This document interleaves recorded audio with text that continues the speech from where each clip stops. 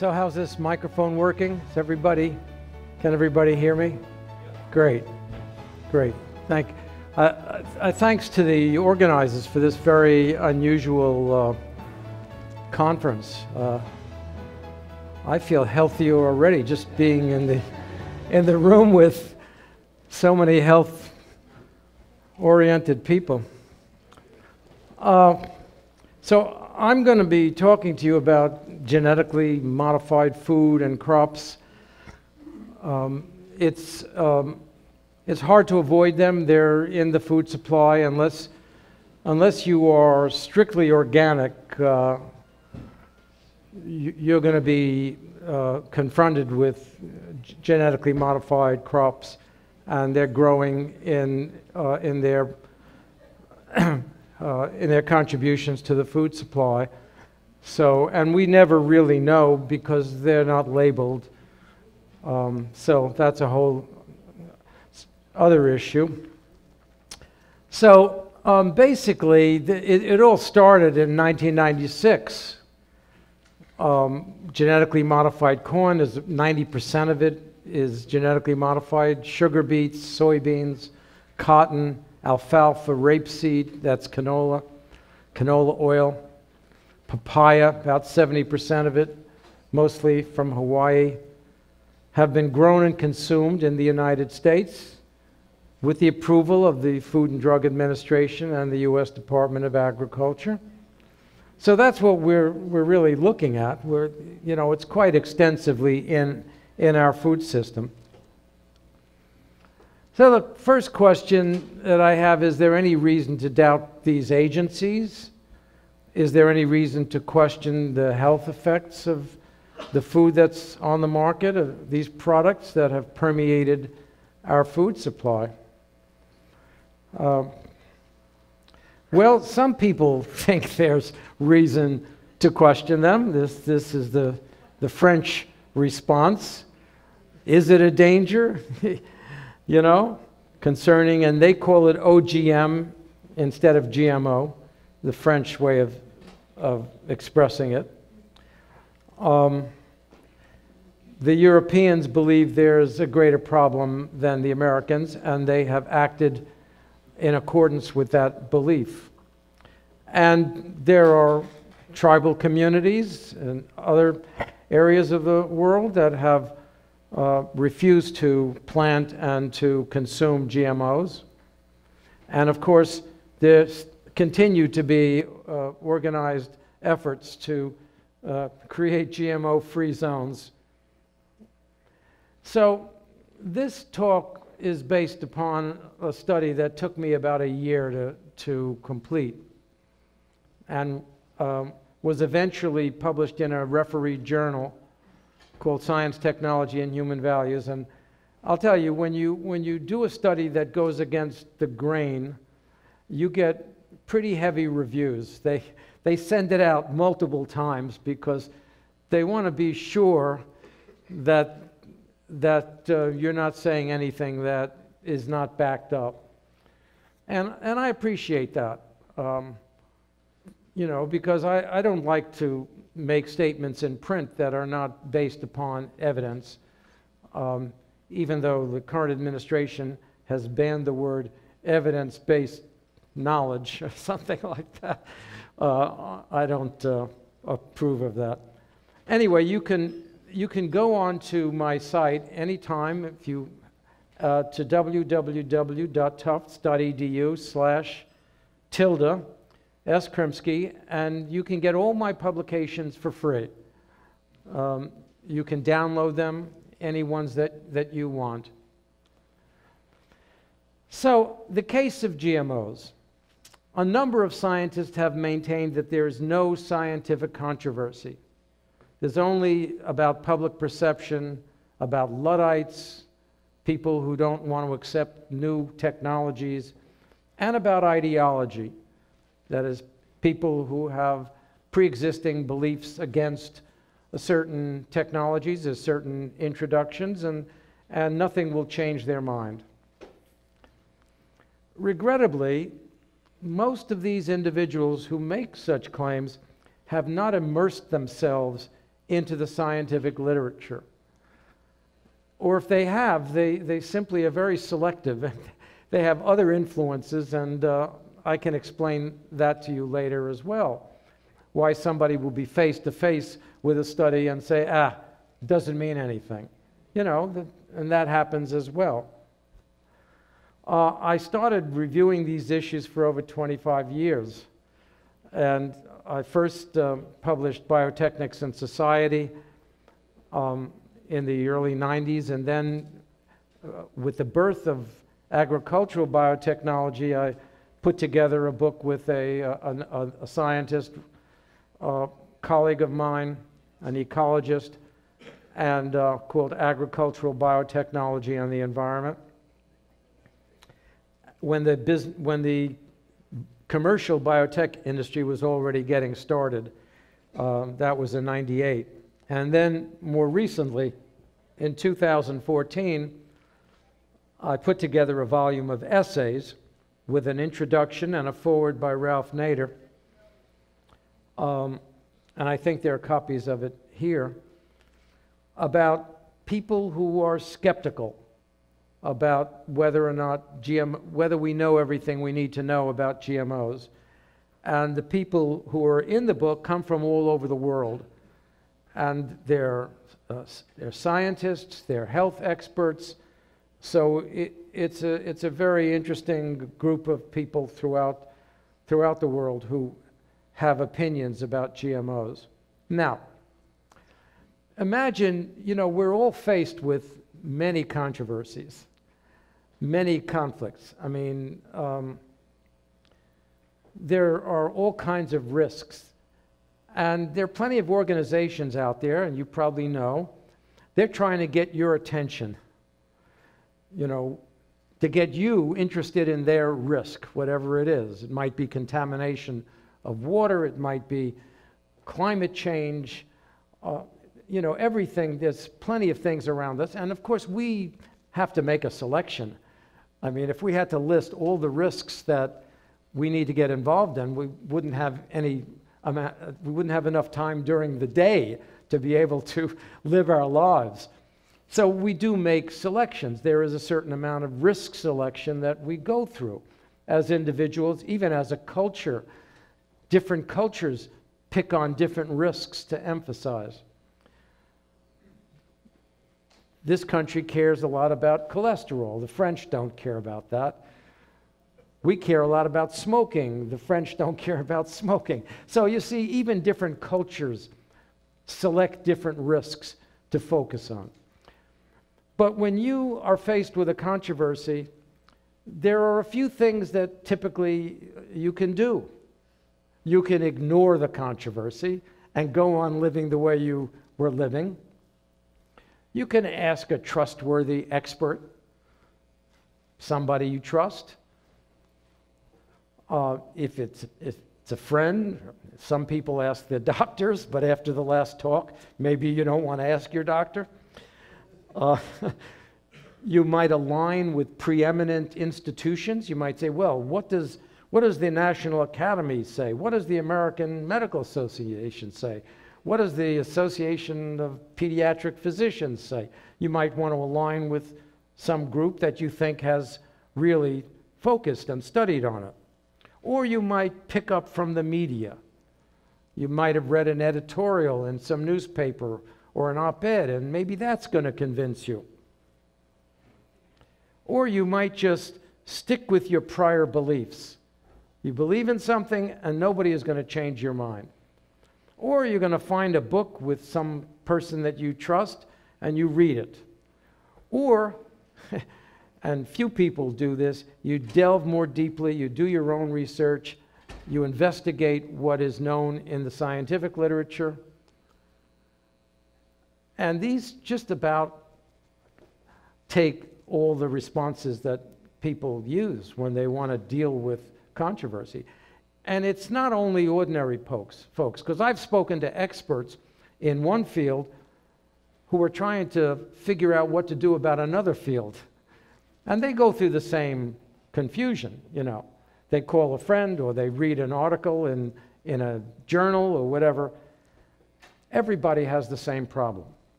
And lay citizens are not the only people who are flummoxed by scientific controversy. Scientists who are not specialists, they are just as perplexed about a controversy as a layperson. So you don't have to feel that you're in it by yourself. The famous social psychologist Daniel Kahneman, who won the Nobel Prize, is just as much evidence that experts are not immune to cognitive illusions, to being influenced by strange thoughts and beliefs as anyone else. So, after all the studies I've done on GMOs, I reached a particular point, and the point that I reached, I call it Gmo skepticism. It doesn't mean I'm ideologically against or ideologically for skepticism. That means I have a lot of questions, and you'll see some of these questions today, and the reasons for my skepticism. That doesn't mean that I won't go to a restaurant and eat some corn, even though I don't know it's organic. But I still walk into this with a lot of uncertainty, and I'll explain why. The first point of skepticism is that the representation of science, of plant genetics, to the public by elites or those representing corporate interests is disingenuous and often false, opportunistic falsification of the way nature works. I started realizing this many, many years ago when I was first involved in the birth of genetic engineering. I realized that there was a simplistic way of presenting it which was used to the public, but the scientists knew that that really wasn't correct. Genetic engineering of plants, we're told, is precise, inherently safe, as safe or safer than traditional methods of breeding, highly predictable. That's the typical thoughts that are given to us. The plant genome is not a Lego system. You don't just put something in it and it does only the thing you want it to do. It's more like an ecosystem. You put something in it and everything else starts to move around. And this is very well known in the scientific community. So that's point number one. That's my first point of skepticism, and that is the way the issues are presented to the public. Of course, when you're among scientists, they say, of course this is right, yeah, of course. We put the new thing into the plant. We know that there's going to be instabilities, but we can take care of that. Okay. At least they admit that you put the gene in and it can destabilize the system and create new proteins or change the nature of the crop that you are producing. Skepticism number two. GMOs are essentially unregulated in the United States. They are exempt from traditional FDA regulations. This happened in 1992. The FDA was under political influence of the big agribusinesses so as to figure out a way not to require the testing and regulation of GMOs. Now, if you take a foreign chemical and you put it into food, automatically it triggers a regulation. The thing you put into the food is either considered generally regarded as safe, or if it's not, it has to go through testing. But the idea of putting a foreign gene into the crop, it was exempt from that testing procedure in 1992. Now, Dan Quayle was probably one of the least intelligent vice presidents this country has ever produced. He had trouble spelling tomato. Those of you are old enough to remember. He was in charge of creating a non-regulatory climate for biotechnology. He was in charge. Time magazine, no joke. This man could be the next president. Okay. FDA gave industry control over assessing the risks. They said, you do it. We're not going to assess the risks of these new products. So what they did was they turned it into pre-market notification. So a company produces a GMO crop, they let the FDA know we got a GMO crop. And they assure the FDA that this is safe. It's fine for the public. Foreign genes are added to the food no matter how far from the species. No matter how far from the species it originated. Traditional breeding, you can only go so far.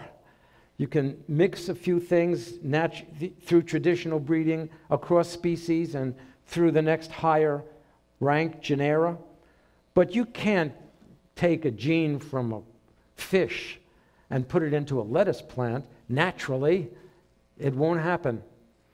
But with GMOs, you can do any of that. You can even put human genes in food. There's no limit to what you can do. So foreign genes added to food, no matter how far from the species it originated, are not considered food additives. So that's point number one. So they are defined as generally regarded as safe without testing, even in conflict with what scientists and FDA had said in 1992. There were scientists who said, yeah, we shouldn't do this. This is not right. But that's not how it happened. Here's one quote from a scientist after he, this is a quote from a book, after Michael Taylor was serving for 5 years as an FDA attorney, he went into private practice representing Monsanto. And then he then returned to the FDA.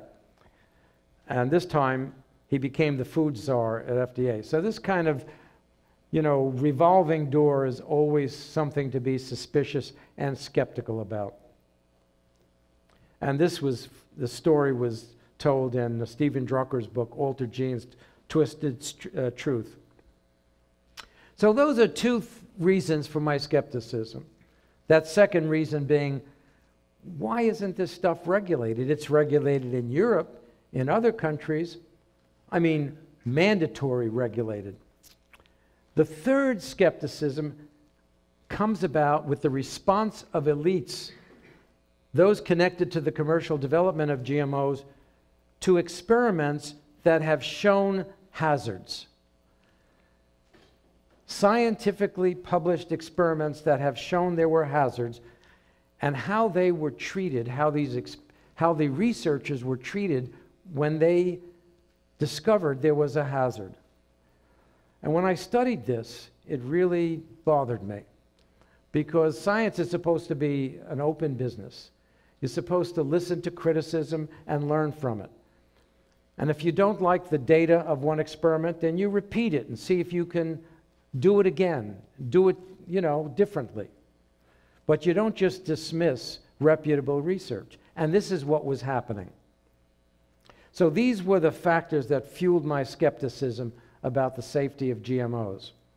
Now, let me start off by saying I'm going to give you some testimonials that should persuade most people that there's no scientific controversy over GMOs. Let's start with that. And they're reputable people. Richard Roberts, Nobel laureate in physiology or medicine, wrote in the Boston Globe, hundreds of studies and tests have been done on GMO safety. We've seen no scientific evidence that GMOs are inherently more dangerous than crops produced by traditional plant breeding. What's that word, inherently?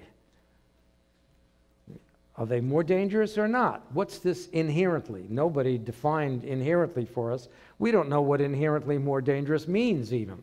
But anyway, he thinks everything is safe. And after all, we have hundreds of studies and tests. Okay. Peter Lockman of the British Academy of Medical Sciences, also at the highest level of science in the United Kingdom, wrote, "There's no experimental evidence nor any plausible mechanism by which the process of genetic modification can make plants hazardous to human beings." He called an end to the controversy in 1999 before it had even begun. He was so convinced that there was no evidence. The Boston Globe's editorial, GMO labeling bill lacks a scientific justification, in 2014. Here is the director of the World Health Organization, one of the eminent organizations in the globe, Dr. Gro Harlem Brundtland. The available evidence shows that GM foods are not likely to present human health risks, and therefore these foods may be eaten. Okay? Was she talking about the ones that were out on the market? Was she talking about the new ones coming down? All GM foods? Anyone? It's not clear, but a lot of confidence there. Dr. Jacques Diouf, FAO, Food and Agricultural Organization Director General. Current scientific research confirms the safety of GM food. Also a very respected person. Nobel laureate Norman Borlaug, called the father of the Green Revolution. He told a packed hall of researchers and food scientists in Nairobi, there is no evidence to indicate that biotechnology is dangerous. After all, Mother Nature has been doing this kind of thing for God knows how long. Well, I don't know if that can be defended. Mother Nature doesn't take the genes from an Arctic carp and put it into a banana. I mean, no, it doesn't do that. So, and here he is getting the award, highest award from George Bush. And the Wall Street Journal, myth number 6, genetically modified food is dangerous. And they argue farmers have been breeding crops for 10,000 years, and this is no different. No different than traditional breeding. And finally, the National Academies of Science. This is the most prestigious organization in the United States. And they did a report issued in 2016, 500-page report. It's the most significant report that they've done. They had a number of reports, but this one is the most significant one, the most nuanced, the most detailed. And they claim that, we cannot find any evidence that GE crops have had adverse effects on human health, etc. And they talk about some of the experiments that were done really don't stand up, the quality of the experiments. But this is the National Academy.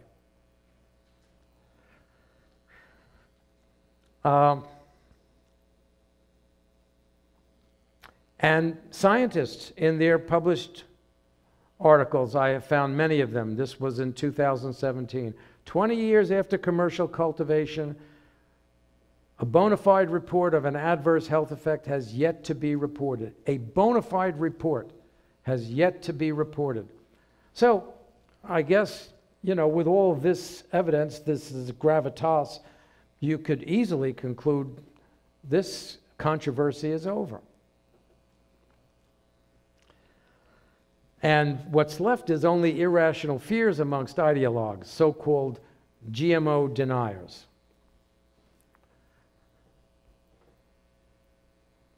Well, the first thing you have to understand is this ecosystem model of the plant genome.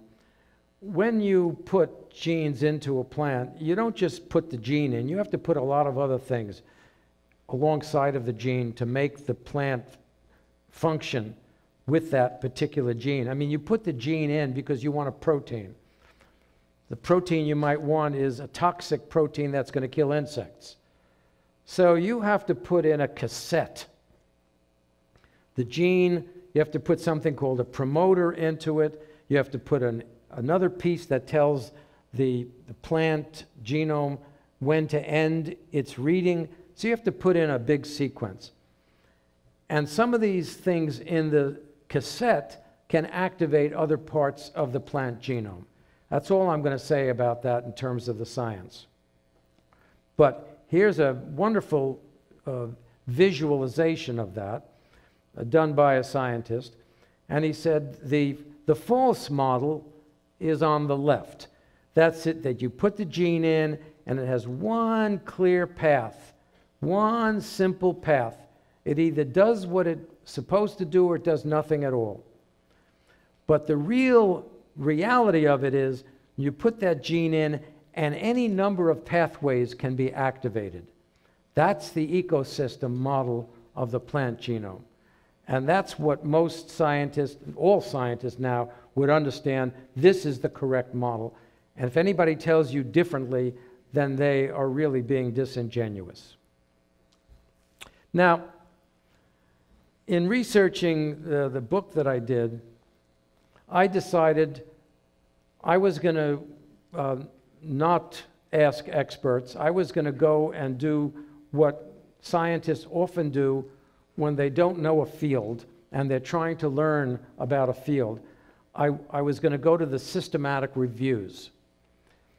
When a journal wants to review an entire area, they choose a scientist who've been studying in that area for 20 years or more, and they say, look, give us a review of what's going on in this area. So we want you to review the health risks of GMOs.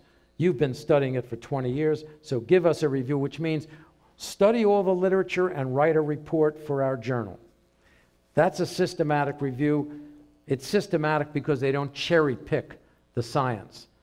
They have a criteria, they gather all the science together, they read it, and they evaluate it. That's a systematic review. So I found 8 reviews from 2008 to 2013.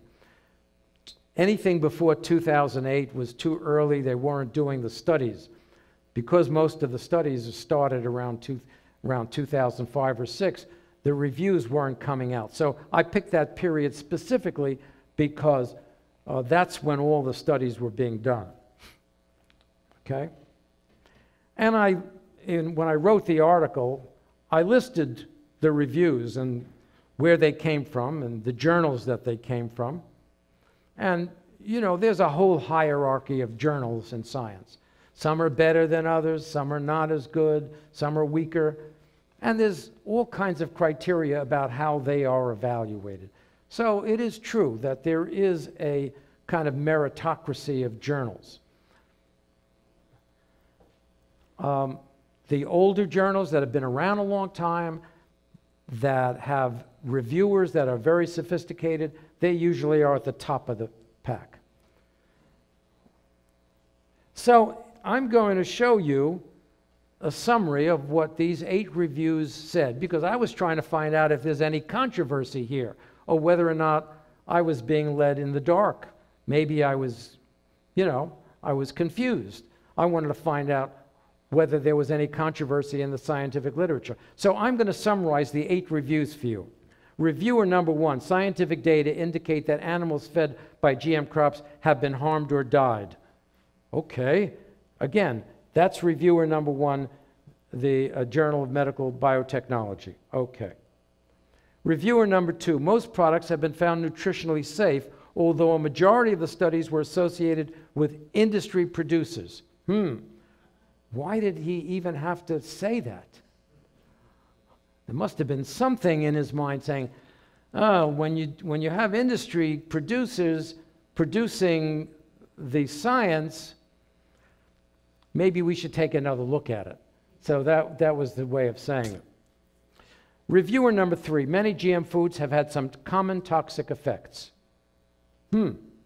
Reviewer number 4, and this is just a summary because they do a lot of stuff in between, but this is what they end up with, which is all that's necessary to tell you whether they are, totally saying everything is safe or not. Reviewer number 4, the studies reviewed present evidence to show that GM plants are nutritionally equivalent to their non-GM counterparts, can be safely used in food and feed. Okay, there's one who has nothing to complain about. Reviewer number 5, majority of animal feeding experiments did not indicate clinical effects or abnormalities in organ tissues exposed to exposed animals, but there were some adverse effects were noted, but they were difficult to interpret due to shortcomings in the studies. I found that to be very interesting because they didn't cite any shortcomings in the studies that found no harm. They only seemed to find the shortcomings in the studies that found harm. And those studies were published in peer-reviewed journals as well. So, reviewer number 6, health effects of GMOs are unknown. Many people prefer to stay away from these foods. Not much is known about the long-term effects on humans. Not much is known. They didn't do experiments on long-term effects. There's a difference between exposing an animal to 90 days, and if the animal gets tumors or some kind of terrible disease, that's short-term toxic effect. But if you study the animal for its life for 3 years, that's a whole different kind of study. Then you're looking at chronic effects. So reviewer number 6 says, there's a lot we don't know. So how can we say automatically that everything is safe when we haven't even done the experiments? And there's only 8 reviews, so I'm not going to. Reviewer number 7, most common result has been no effects at the macroscopic level. That means they haven't seen an organ failure. Macro meaning the big level. They haven't seen big tumors. But at the subcellular level, there are some problems. And not only that, but reviewer number 7 says something really important. There's no standardized methods for evaluating GM foods. How in the world are you going to reach a conclusion about whether it's safe or not if you don't have a standardized method for evaluating it? The necessity of testing GM crops case by case has been established. This person says, we've got it, in this case it could be a group of people because these articles may have been written by groups. This person says we have to test each new substance on an individual basis, which is what we don't do in the United States. Finally, the last reviewer, there were no adverse effects of GM crops for many species of animals in acute or short-term feeding studies, but serious debate still surrounds long-term and multi-generational feeding studies, which are necessary to further investigate this issue. Okay, those were the 8 reviews. From that, I concluded there's no consensus. There really is anything but a consensus. I also found 26 articles that cited adverse effects when animal studies with GMOs. There are many more articles with no adverse effects. But what do we do with these 26 studies? What do we do with them? There's one scientist said approximately 5% of the safety studies on them, GMOs, show adverse effects that are cause for concern and tend to be featured in media reports. Well, sure they tend to be featured in media reports. People want to know if there's any adverse effects. 5%, is that small? When it comes to assessing risks of products, foods or drugs, we learn more from the studies that show hazards than the ones that do not. Just think of this. Imagine 100 test flights with a new commercial jet. 95 go without a hitch. 5 have severe problems, structural failure, electrical breakdown, landing gear malfunction. Do we just discard the 5 and claim we have a safe plane? No. Those 5 are very, very important. Until they find out what is going on with those 5 cases, they will not have a safe plane. But people who say, oh no, we just got 5% of the studies that are problematic, let's just throw them away. I'm going to tell you about two of the most prominent animal studies in GMOs. One of them was published in 1999, and the other was published in 2012. And this goes to the third pillar of skepticism, because I'm going to tell you the way these people were treated, we have not seen yet in science. These people were, because they found adverse effects, they were basically marginalized, and their careers were, at least in one case, the career was completely destroyed. And as a person who is invested in ethics and science, I found this to be really a very terrible situation. So I'm going to start with the Pushchai affair. Arpad Pushchai, internationally recognized expert on lectins. Now, most people don't know what lectins are, but they are plants that have natural insecticidal properties. So that's why in organic agriculture, sometimes they'll put a plant with certain lectins that the insects don't like next to another crop, so the insects won't want to come close to the crop that they want to protect. He published 300 scientific articles, 5 books, including one on lectin handbook. Here were some of his books in English and in German. Pushchai was a senior investigator at the Rowett Institute in Aberdeen, Scotland, a very respected institute. He was responsible for 8 research programs. He had funding from very different sources. In 1995, he responded to a request for a proposal from the Scottish Office of Agriculture and other agencies, and his was chosen to do a study of genetically modified potato. And at the time, Rowett had a profit-sharing agreement with a genetics company, which they made known, which financed the development of a transgenic potato. And if the potato were commercialized, Rowett would share the profits. Okay? So they had an interest in this genetic potato. And Pushchai thought the potato would be a good choice to test the genetic modification. So he chose some genes from a plant called the snowdrop, which was a flowering plant. And it had a protein in that plant that repels or kills insects. That was his specialty, lectins. And he took that protein and he fed it directly to rats. It had no effect on the rats when they were fed that particular protein, that particular lectin. He extracted it in pure form, fed it to the rats, they were fine.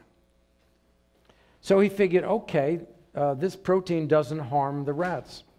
So he took the particular genes for that protein and he put them, and then he put them into the potato. He also published a paper on GM peas fed to rats, no response. So he thought, okay, I'm on a good course. I can do this with potatoes, and let's test it and see. He was open. He didn't want to claim that his GM potato was going to be safe without testing it. So this is a little too detailed. So the results of his study on the potato was the rats on the GM diet had poor growth, and of course he had the rats, he fed them with regular potato, and then he fed them with GM potato. So you always have to have a control. And he said the ones fed on the GM diet had poor growth, immune problems, and even though the lectin, that protein, caused no adverse effects at high concentrations, it affected his rats. Well, he published his paper in the journal The Lancet, which is one of the most preeminent journals in the world. And it described how the GM potato had affected his rats. And he had a co-author. They published the paper, as they say, in October 1999. The Lancet began publishing in 1823. And it's very well known. Its impact factor, 39, it's one of the highest rated journals in the world. And he had 6 reviewers and 5 recommended publication, and 1 thought it shouldn't be, so they published it. And they sent it to 6 reviewers. Usually they send it to 2 or 3, but they knew it was going to be controversial. He went on TV and expressed his views about the GM potatoes. And for one day, he became a hero at his institute because they liked to have their scientists noted by the press for 2 days. And the press besieged him. But then the phone calls came from the Prime Minister's office. And within a few days, Pusztai was fired. He didn't have tenure at this institute the way we have at universities. He was silenced with threats of a lawsuit. His team was dismantled. All of his research was stopped. The institute, the biotech industry, and the UK government together launched a smear campaign to destroy his career. Now, this controversy was going on for months, and if you read the papers in the United Kingdom, every day they had stories about it. Rarely was there a story in the United States papers. And the director of Rowe at the Institute, they began to discredit him, using ageist language. You know, he was an older person, and maybe he's gone off the deep end. The single Lancet reviewer who opposed the publication, and I spoke to him personally, he broke a 200-year-old rule of not discussing referees' comments. He went public with his refereed comments. The other 5 reviewers didn't say a word. You know, when you're a reviewer, and I am a reviewer of many articles, I would never tell the press what my review was. My review only goes to the editor-in-chief, not to the press. So this person, he went to the press, John Pickett. And later on, we learned that Rowe Institute received $224,000 from Monsanto. And there was a lot more going on. And Downing Street got a call from President Bill Clinton, whose administration was spending billions backing the GM industry. And according to the British press, Clinton had told the Prime Minister, Tony Blair, that it wouldn't be good for our biotech industry if this article in the Lancet was protected and supported. So,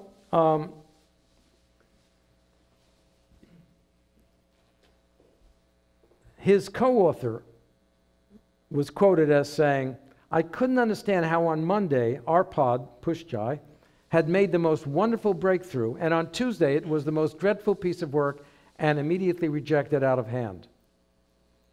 Yes, all of a sudden, he was completely fired. So,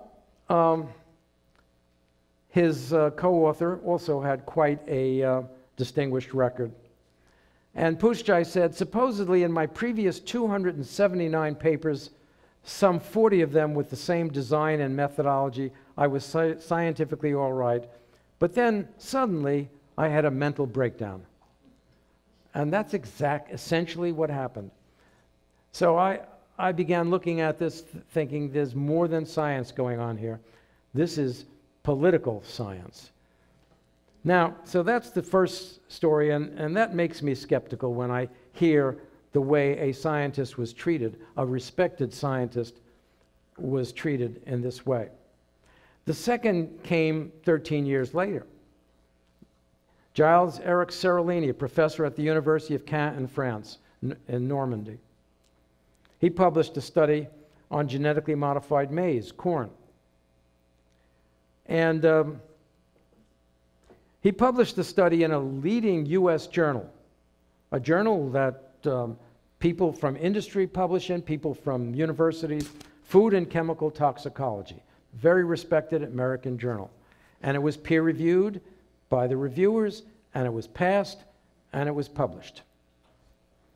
And according to the study that he did with GM maize, females developed large mammary tumors, almost always more often than the controls. And he described other things that was wrong with the organs of the animals that he had tested. And he was testing the GMO corn. He was also testing with Roundup as well, Roundup, the herbicide. He found necrosis, liver damage, etc., much higher than in the controls. And he had many problems with the animals just from the GMO, not from the control. So at first, when he published the story, there was an upsurge of criticism. As you can imagine, Monsanto had leashed a campaign to discredit the scientist and the article. And at first, the editors of the journals supported Seralini, and they said, you know, we trust our reviewers. But then, as the pressure built up, the journal editors did something that outraged members of the scientific community. It took about a year when the pressure on the journal started to build. And after a year, they retracted the paper without the permission of the author. Now, there are many papers retracted. Usually, they find a problem in the paper, and the author says, yes, I made a mistake, and the author agrees to retract the paper. Or there's some kind of ethical misconduct, and then the paper is retracted. Sometimes it's very humiliating to have your paper retracted. In this case, the authors of the paper did not want their paper retracted. And the editor-in-chief of the journal, in retracting the paper, said the following: unequivocally, the editor-in-chief, talking about himself, found no evidence of fraud or intentional misrepresentation of the data. Ultimately, the results presented, while not incorrect, are inconclusive, and therefore do not reach the threshold of publication for food and chemical toxicology. Now, if you talk to most scientists, they'll tell you almost every scientific study is inconclusive. You always have to repeat studies. There's always something that can be done better. You always have to go and try it again.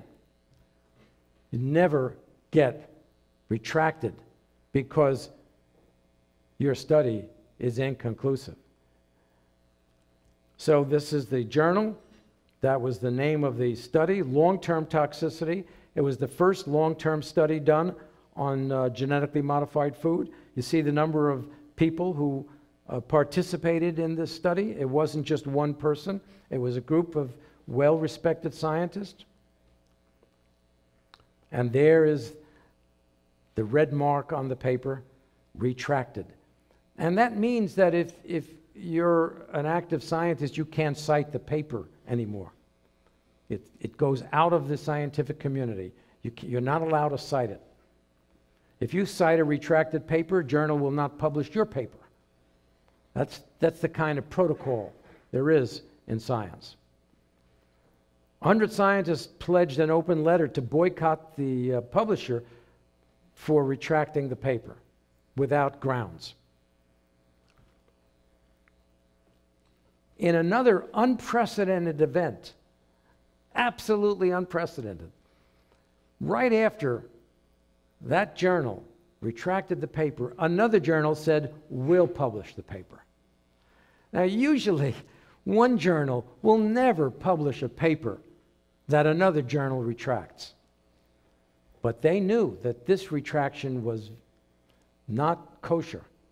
It was not legal. It was really unethical to retract the paper for the grounds that they did. So another paper published, another journal published the paper, European Sciences Journal. Again, I don't recall in anything in the history of science that ever showed that that has ever happened. Okay, so those were the two cases. What do we do with 26 studies that show adverse effects? Why haven't they been replicated? I have to reach the conclusion that politics and conflict of interest have so infused the science that the public can have no assurance of the safety of GMOs. It's just too infested with the politics of what's going on, the politics of the industry.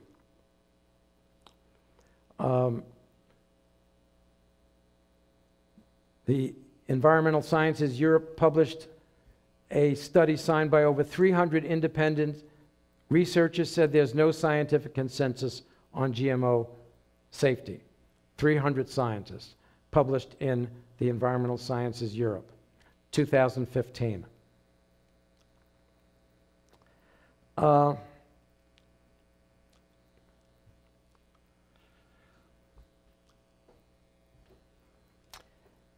We're beginning to see articles come out that tell us the differences between GMOs and non-GMOs.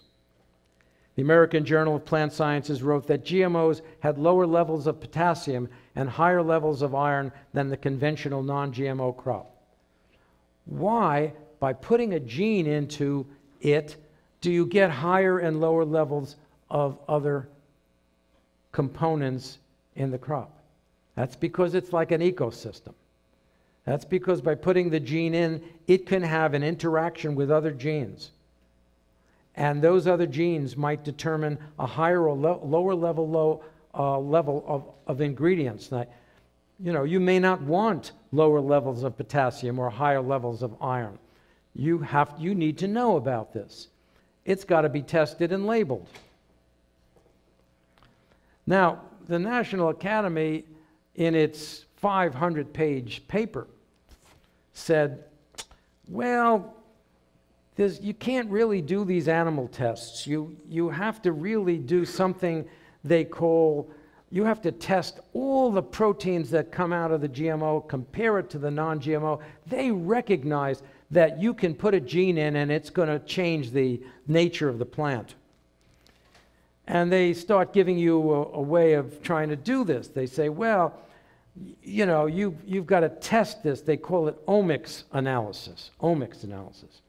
That's a term that merely means you have to test all the proteins, the metabolites. You have to test everything that comes out of the new plant, comparing it to the old plant. It's very nice, except nobody does it. No regulatory agency does it. And it would take years to do it right, so maybe it should take years before they put it on the market. For example, somebody did an omics analysis of GM maize, and they found that it caused metabolism disturbances caused by the transformation process. In other words, by putting it in, it changed the nature of that plant genome. So people started to do what the Academy said they should do, and they found differences. Nobody paid any attention to those studies. BT corn has a higher lignin content than non-BT corn. Okay, we're beginning to see these things. Nobody pays any attention to them because they already made their mind up that the GM crops are safe. So they're not looking at these studies that are coming out.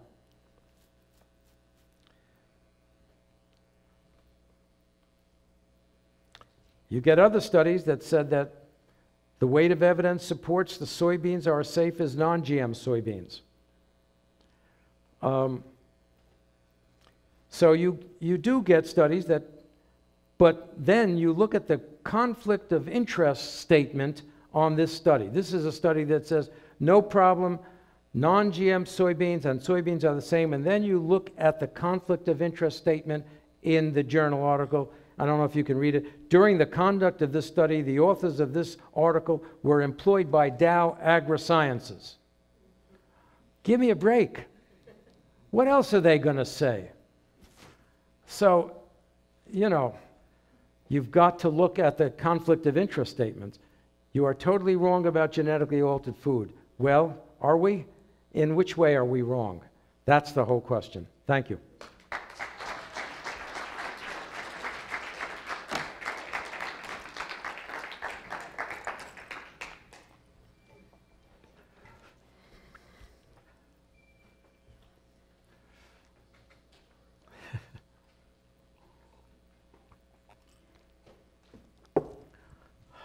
Yes, hello? Okay. Professor, I know that at Tufts they have a school of human nutrition. Nutrition. Nutrition. Indeed. And I just wonder do you find that the scientists there who make a lot of recommendations about what we should eat, do they generally have the industry point of view about GMOs, or do they accept your skepticism? There's nobody at the nutrition school who is an expert on GMOs. No one. But that doesn't mean they can't express their expertise on an area they don't know anything about. But one of the members of the nutrition school was on the National Academy study, so he has an expertise in certain areas of that study. I have not heard a single person at the nutrition school express any skepticism at all about GMOs. Not a single bit of skepticism. I did a study of the National Academy study because I wanted to find out, of the 20 panel members, did any of them have a conflict of interest?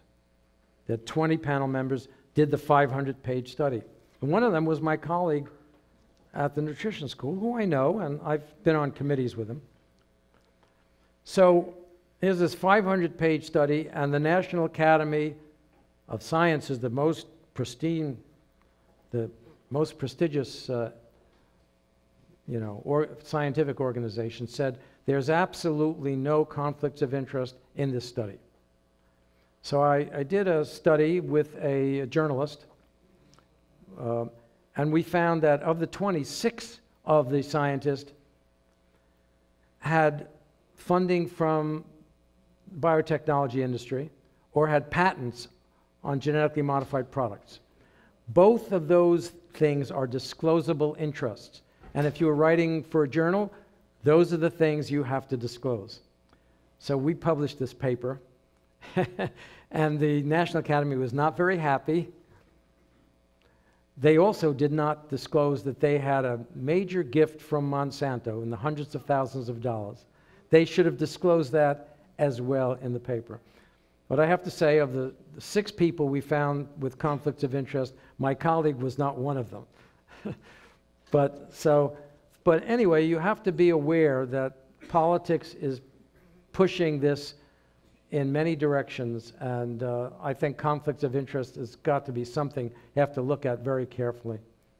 But in a short answer, no, there's nobody at my university who has said anything skeptical about GMOs. Maybe they do in private, but not in public. Yes? Where are we at legally, statewide and federally, in terms of being forced to label things Labeling, being yeah. GMO or not? Well, the labeling initiative has been going on for a long time. I remember being in a room with the CEO of Monsanto. There were 5 public interest people and 5 people from Monsanto, and I spoke to the CEO very close, and I said, "Why are you opposed to labeling?" And he looked at me and said, "Well, we're thinking about it." That was in 1999. And Ralph Nader was there holding court, so he heard it. But the states began to take action. Vermont, Massachusetts, Connecticut, Maine, they all passed labeling laws. Vermont was the one that was going online. And Monsanto lobbied Congress to pass a labeling law that would preempt any states from having any labeling laws. So the United States Congress passed a law that said that all GM foods will be labeled sometime in the future. It'll take a few years. It won't be easy to see the label. It might be a barcode. It might be a phone number. It's not clear what the label, it's not just going to be a regular label like this has trans fats.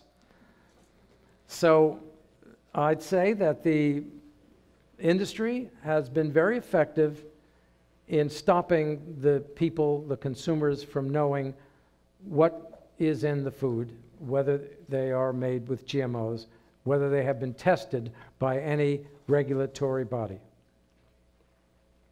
And currently, Congress has a law.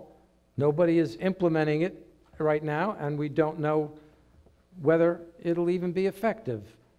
So the only way you can know whether there are any GMOs in a product reasonably well is if you buy organic, because the organic standard says no GMOs within, I think, 0.9% or something like that. So it has to be almost 99% no GMOs. But the industry has some ways around it. They are using now a new technique called CRISPR, which is a way to make changes in the genome that's slightly different. And what they want to do is they want to get that technique to be excused from being called a GMO. So we'll see how that goes. But there is a technique that they've introduced to try to avoid the category of GMO. We'll see.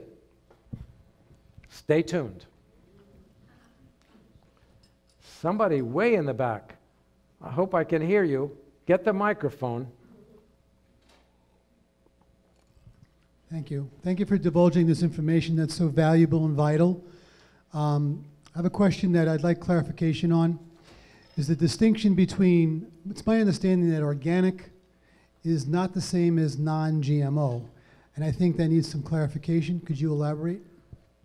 Well, organic is defined by how the food is produced in the agricultural field, that you cannot use synthetic pesticides, that you cannot use the residue from certain kinds of incinerators on the food, that you can't irradiate the food. That's the standard for what is organic. Non-GMO, and it cannot be genetically modified. That's all part of the standard. A non-GMO can be not organic. That is, somebody can be growing something with seeds that are traditional seeds, that are not Monsanto seeds, that are not genetically modified seeds, but they may use synthetic pesticides. So the two are quite different, and you could have non-GMOs that are not organic, as well as GMOs that are organic. So they're different sectors. Right. I agree with you, and I understand what you're saying, but what I find is very confusing is if you go for the non-GMO project, which I think is the little butterfly emblem that appears on many items in the store, is that correct? Right? Non-GMO, Non-GMO, okay. the non-GMO project leads people to a false sense of security. That's my interpretation. Because people seeing the butterfly non-GMO automatically assess that no pesticides were used in the raising of that agricultural And that's commodity. false. You're right, that's false. The fact that it's non-GMO says nothing about whether they use synthetic organic pesticides.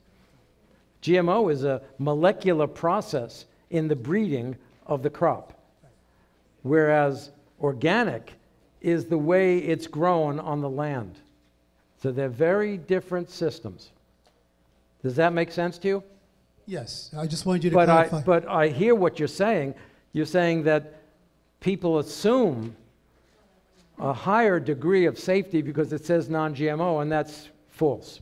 I grow things organically, and I teach people how to grow organic food.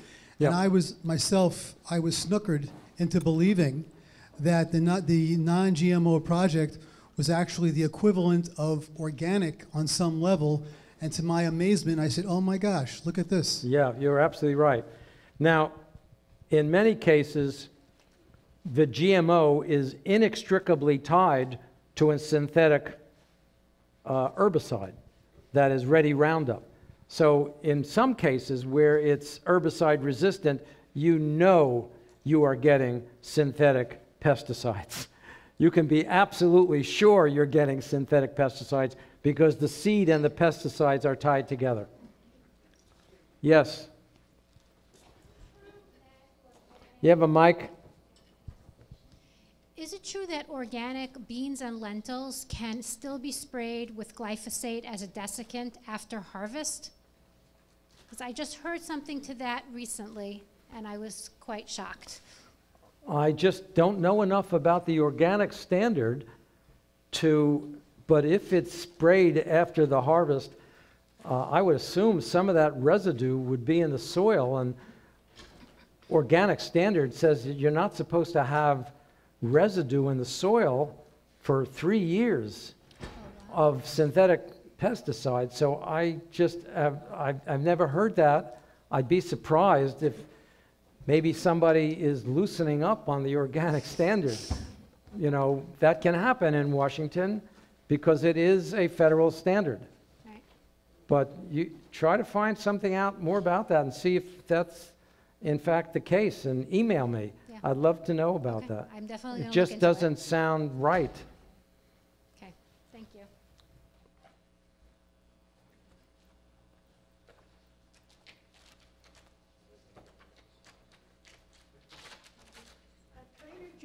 Trader Joe's said 2 years ago that everything that they sold would be organic.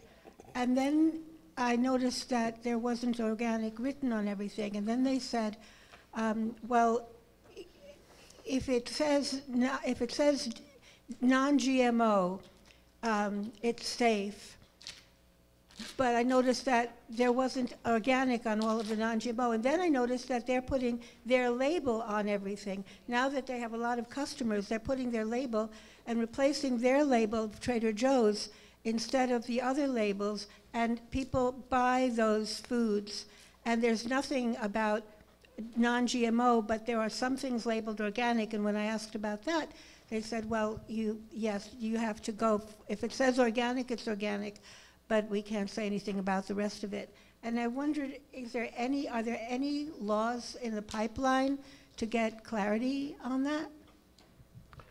Maybe somebody else knows how you get information from supermarkets about what they're doing. From their managers, their store managers. They're owned by a German company. I wouldn't trust their managers. I mean, there must be somebody higher up who makes decisions, of somebody who knows. I honestly can't say. I just don't know what kind of practice they have, but you're right for being skeptical, because it seems like they're twisting and turning around on some of these terms. And just because people think non-GMO means everything else is safe, they're going to just, advertise it that way because they think people will be happy. People will be happy. So just keep asking questions. Hi, my name is Rita Batija. I'm functional medicine practitioner. And I just came a few minutes ago, but when she asked the question about the Trader Joe, they never said that every item is organic. I had called them several times, and they do have a registered dietitian in their headquarters in California. And the way they do that, they approach like people, you and I, and then they do tell them to put, their own labels, which is Trader Joe's, but every item, the ingredients are mentioned. So this is how we identify whether the item is organic, not organic. Example, they have one item called Power of 7. Every item on that is organic. I see. This is how it works. You should advise them that, you know how sometimes they have these Thank you. devices that you put the barcode under and it tells you the price? Tell them, put the barcode under it and tell them exactly whether it's organic and whether it's a GMO, and if they can, to give the origin of that choice. So this way that you know it's written down and they have it on their case. And if anybody questions it, if somebody tested it and said, hey, this is not organic, we've got high degrees of pesticides in this, then they can be sued. Oh, excuse me. Over here, in the middle, right here. Hi. Oh, back there. Hi. Okay, thank you. Okay. My name is Charles McCoy, and I'd like to address the issue that the two young ladies had mentioned about organics at Trader Joe's. I worked at Trader Joe's for 5 years. Hey, good. And, so I'm able to at least address those Yeah. issues. And the truth in labeling is what you're talking about there. And the fact is that at Trader Joe's, they do have available different booklets that if you do ask for kosher, they give you a whole list of the kosher, a whole booklet on all the organic items, things that are sugar-free and things like that. What they should do, though, is they should make that knowledgeable to everybody. See, that's what goes on with you talking about there, that knowledge factor. But I'm here to tell you that they do make that available, and what you do is when you go there, you can ask one of the managers or any one of the crew members. I was a crew member there for 5 years, and they'll be more than glad, like I have done, to get you that little booklet, and they'll give it to you as many times as you want. So if they That's have a number one. bunch of carrots or something like that, the booklet will also refer to the carrots?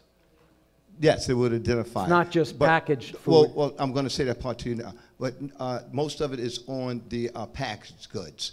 But they Oh. do have some things in the booklet that will tell you about the fresh produce. About fresh food. And speaking about fresh produce, I just want to switch a little bit here. I'd like to put to you, Mr. Krimsky, about bananas. What do you think about bananas when they state that they're organic, but it's known that the organic versus the conventional, they all go through the same path of being sprayed to come into the States. And this is just like a thing that they always do. So that would make a banana, no banana should be labeled as being organic because of the residue from the spraying process. What do you think about that, sir? You mean the spraying process For- in the field or when they bring it to the country? When they bring it to the country, sir. So tell me, with your knowledge, why do they spray it on the boat, let's say, or in That's the, where they do it. They do it on the boat. And at what different does the processing facilities. spraying do for it on the boat? What does it do? Does it ripen it? Well, it's not supposed to ripen. Well, let me speak a little bit about ripening. Yeah. A lot of people don't understand this, but when you buy organic bananas, it always have plastic around the tip of it, Yep. at the end of it, which is, and you could actually do that with any bananas, even the conventional, and what it does, it slows up the process of it ripening. That's number one. Yeah. So they should do that to all bananas, not Okay. just organic. Right. That's number one. And then number two, what happens is, to address the issue that we just were speaking, is that they say they do it so that bugs that is natural to the bananas won't come into the States.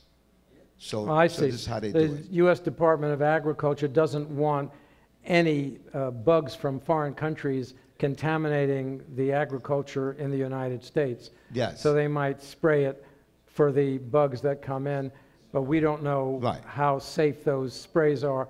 But you raise a very good question, and that is, are those sprays incorporated into the guidelines for what's organic? And I don't think they are. They are not. I I would think they Yeah. are too. Same you know. thing with tomatoes. That's The correct. tomatoes are picked green, and then they're sprayed with ethylene to start the ripening process. correct. When they get to the place where they finally are transported.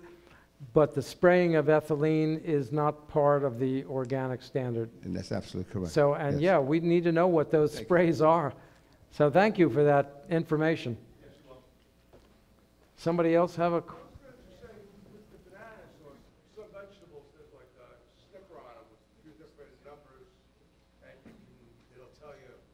it'll tell you what those, if it's like GMO. Say that again. If There's you some kind of like a little sticker on some bananas. and yeah, And if you maybe Google it, it'll tell you if it's like GMO or if it's organic. oh, so you think there's a kind of secret code Yeah, well, there's like a sticker on some. on some banana in Trader Joe's or everywhere? Everywhere. Everywhere. Yeah, if there's a certain code, I don't know the. Okay. And It's- so what do you do with that code? Well, I don't know, but if, Does anybody know what you do with there are it? different codes which say it's organic or it's GMO or it's non-GMO. You mean it says on it, or you have to decode it? Organic, yes. If it's 9, it's It's organic. organic. No kidding. Yeah. If there are other codes where it's GMO or it's. Really? Yeah, yeah. Who invented this coding system? I don't know. I never heard of it. Thank you Yeah, for yeah, that. yeah. I'll the next time I'll look. Any other questions before we have some pizza? I think there's time. Yes, there's a question there. Yeah. You got the there a mic? Is there a microphone for her? A microphone.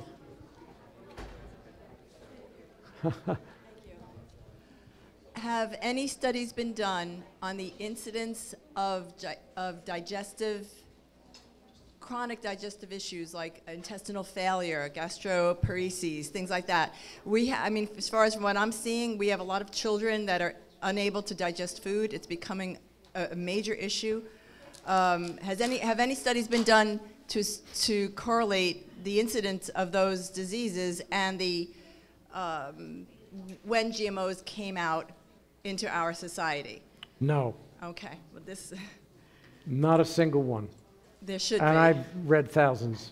Yeah, there should be. That's like, suddenly we have Yeah. these strange diseases where children they're bloated, they can't digest. Yeah. It's unusual. I mean, we've never Yeah, seen things and like this. you know, most of what they study is in animals because they don't. You see, if they try to do a study in the human population, there's too much admixture. They'd have to go to a population that has no GMOs, comparing it to a population that does and has a control group, and then look at the incidence of that particular problem before the GMOs got on the market in 1996 and compare what the incident rate was. And then after it got on the market, and one country didn't use GMOs, the other country did, that's the way they could do that study. But no, there's not been a study like that.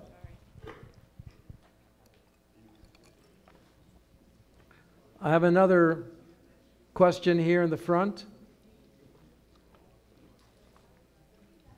A lot of the bloating that people are speaking about is apparently connected with celiac and with gluten. Celiac disease? And gluten intolerance, which is a lesser thing. Yeah. And when the gluten intolerance goes on undetected and people continue to have gluten, they get things like I did, where I ended up with a double mastectomy. It becomes cancerous. The inability of the body to tolerate it comes up with. See, that's the problem with doing studies on food and its effects on people, because there's such bad food that has emerged in this country. I mean, we were the inventors of junk food, let's face it. And therefore, there's so much bad food that it could be any of these food items that could be affecting people's health. And therefore, you can't just pinpoint and say it's GMOs. And how are you going to sort out which of the possible food items that could be trans fats or other things that are in the food supply? It would be very difficult to sort things out. That's why these animal studies, you can have controlled studies, you can feed the animals only one thing, you know, and then you can see if that thing has an effect on it. Very difficult with the human population. When we get the most heavily sprayed of all of our crops, pesticides and insecticides, so that might be connected. Yeah. Don't forget, Long Island was one of the places that sued the federal government for the spraying of organic pesticides over the years, and you had one of the most active breast cancer groups in the country. 1 in 9 here in Long Island that actually convinced Al, who was the senator from New York, Al Donato, yeah.